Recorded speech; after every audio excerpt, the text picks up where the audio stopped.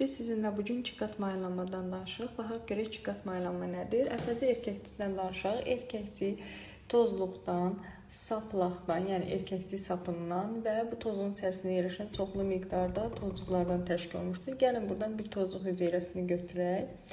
Bu ana tozluq hüceyrəsi. Ana tozluq hüceyrəsi 2 diploid xromosom yığınına malikdir. Biz bilirik ki, bunlar meyoz bölünmə keçirir və biz öyrənmişdik ki, bir meyoz bölünmə nəticəsində 4 dənə haploid xromosom yığınına malik olan hüceyrə yaranır. Çünki xromosom sayı azalırdı. Biz ona görə meyoz bölünməyə reduksion bölünmə də deyirdik. Bunlar hamısı N haploid xromosom dəstinə malikdir və bunlar bizdə mikrosporlar adlanır və bunların hər biri də sonradan yenə bölünmə keçirilir və 2 dənə spermi əmələ gətirirlər və nəticədə 8 dənə spermi yaranır və belə bir nəticəyə gəlirik. Hələ ana hüceyrəmiz 3 dəfə mitoz, 7 hüceyrə arasında gedərək 8 dənə hüceyrə əmələ gətirdi. Həmin 7 hüceyrə 1, 2, 3, 4, 5, 6, 7 və yaranmış 8 hüceyrə ruşemin bir qütbünə, digəri 4 isə bir qütbündə yerləşmiş oldu. Və bu zaman biz dedik ki, erkəkçikdə hər bir hüceyrə 2 yerə bölünmüşdü. 2 dənə nüvə, yəni vegetativ və generativ nüvə əmələ gətirmişdi.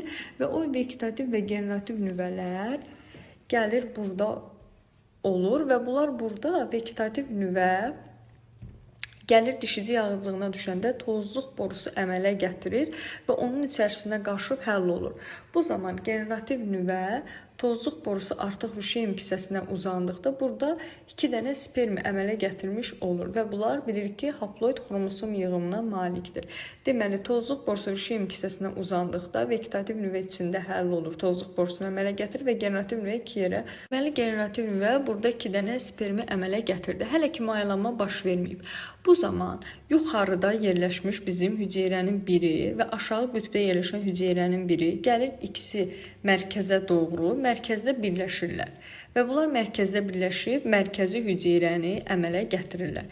Mərkəzi hüceyrədə bu zaman 2 diploid xromosom yığınına malik olur. Çünki bu hüceyrələrin hər biri N haploid xromosom yığınına malikdir və biz dedik ki, yuxarıdan bir hüceyrəmiz, çünki yuxarıda 4 idi, aşağıda 4 idi. Yuxarıdan biri gəldi mərkəzə, aşağıdan da aşağı qütbdən də biri gəldi, mərkəzdə birləşdilər və buna görə biz bunu mərkəzi hüceyrə adlandırdıq və 2 xromosom yığınına malik oldu və burada yerləşən hüceyrənin də biri zaman keçdikcə böyüyür və bu yumurta hüceyrəyə çevrilir.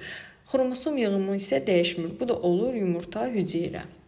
Biz öyrəndik ki, spermdən biri mərkəzi hüceyrədən, digər sperm isə yumurta hüceyrə ilə birləşəcək. Baxaq görək birləşəndə nə kimi proseslər baş verir. Baxın, bu spermi gəldi, bu mərkəzi hüceyrə ilə birləşdi.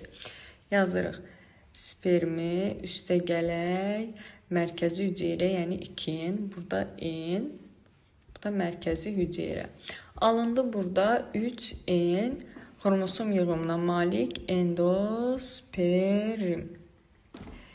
Digər sperm isə gəlir yumurta hüceyrə ilə birləşir. Baxaq, digər spermi, bu da N xromosom yığımına malikdir. Üstə gələk, yumurta hüceyrə, bu da N xromosom yığımına malikdir və alınır 2N, bu da zigot, gələcəkdə də ruşeymə başlanğıc verir.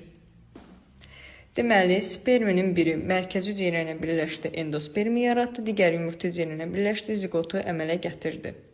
Buradan belə bir nəticəyə gəlirik ki, mayalanmada bilavasitə iştirak etdi nə?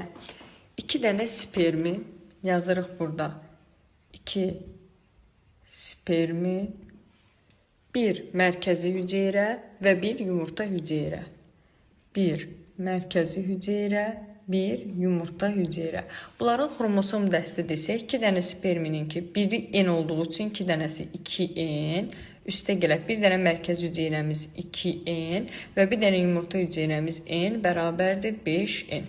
Baxın, mayalanmada iştirak etməyən 5 hüceyrə də 5N xromosom dəstinə malik olur. Mayalanmada bilavasitə iştirak edən hüceyrələrdə hansı ki 2 sperm idi, bir mərkəzi hüceyrə, bir yumurta hüceyrə, bunlar da 5N xromosom dəstinə malik olur. Deməli, sperminin biri mərkəzi hüceyrə ilə birləşir, triploid endosperm əmələ gətirir, sperminin biri yumurta hüceyrə ilə birləşir, diploid zigotu əmələ gətirir.